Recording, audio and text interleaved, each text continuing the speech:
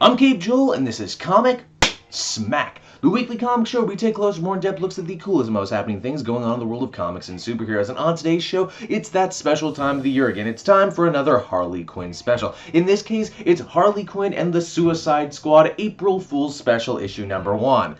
And this came out way after April Fool's, and by the time I get this video up, it's going to be even further from April Fool's. So, yeah, let's get to it before any more time passes.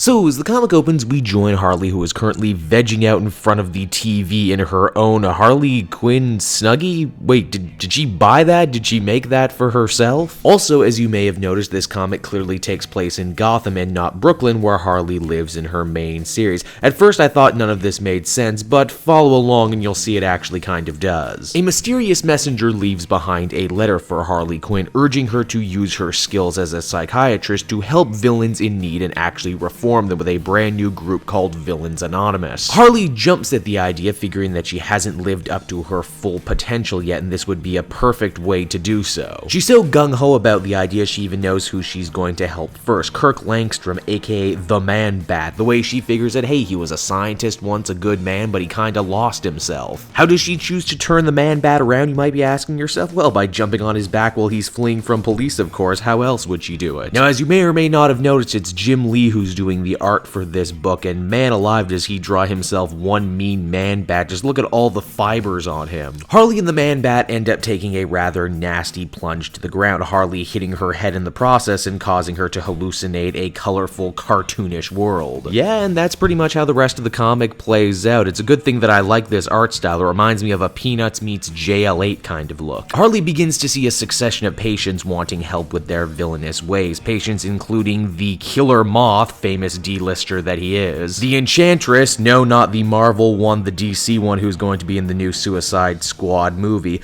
the Toy Man, who here looks like his classic Superman the Animated Series counterpart, why even her good friend Poison Ivy stops by for a little bit. Eventually, Dr. Quinzel hits upon the idea that a lot of her patients have trouble overcoming fear, and what better way to do some fear immersion therapy than with some scarecrow fear toxin, which she ends up acquiring. She rounds up all her patients and is just about to administer the medicine. That is when the Justice League comes busting into the room. You see, they think that she's assembling a brand new team of supervillains in Justice Gang style, and that she's amassing a bunch of scarecrow poison for some sort of terroristic attack, so they end up beating the crap out of everybody. Well, there's your punchline to this April Fool's joke, everybody. I hope you enjoyed it. But wait, there's more. This isn't actually the end of the story. As you may have noticed, this special is filled with a ton of inconsistencies, and not just the regular inconsistencies that follow around Harley Quinn. That's because none of the story we just saw was real. It was all a simulation created by Amanda Waller and Task Force X to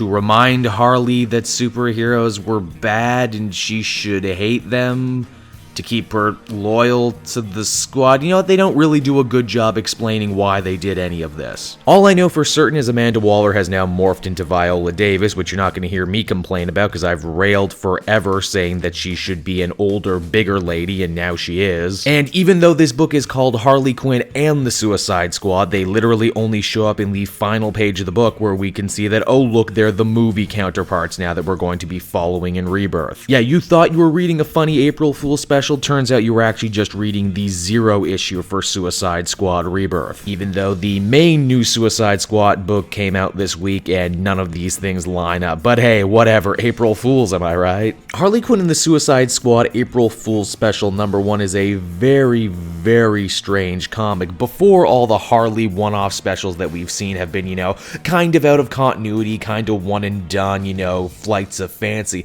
This is actually must read, and yet at the same time it's trying to be a special and it's trying to set up this new series, and it kind of fails at both, honestly. The art is nice, if incredibly jarring for the entire middle part. I'm also not exactly won over by this new writer. Something about the way he does internal monologues irks me. Overall, I could really only give this one a 6 out of 10, and I still feel that's me being kind of generous, and even then, that's still just for the art. Hey everyone, thanks so much for watching my newest video. I hope you enjoyed it, and while you're here, why not check out another video I have on offer, or maybe if you're feeling in a supportive mood, you want to like or subscribe. And if you want to support the creation of more videos just like this one, then please by all means check out the Cape Joel Patreon. A little bit goes a very long way, and I will see you all next time.